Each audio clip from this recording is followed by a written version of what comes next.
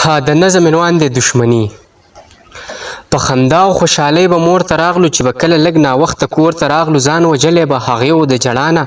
مور به کله پرېښودو د خپلې خوا نه پر پټونې د یو بل سره کوڅو کې ګرځېدو به دواړه یو شانته جامو کې په مثال یې لکه غرغر لویولو. وخت حالاتو دومره زر زر لویولو. زه وړوکی او هغه زما نه غټو. یوه ورځ مې ورور زما نه تلی پټو. ما که ډېرې بانې وکړې خپلې مور ته. شپه شوه تېره خو رانغی هغه کور ته. د یخنۍ نه په کوڅو کې رپېدمه بې پیزاره پسې ډېر وګرځېدمه. څوک ولاړ د یو سړک په غاړه ګولو.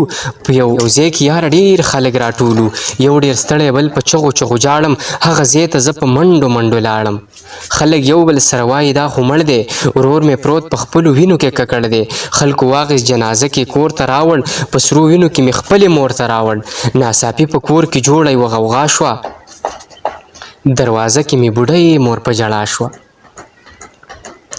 ناڅاپي په کور کې جوړه یوه غوغا شوه. دروازه کې مې بوډۍ مور په ژړا شوه.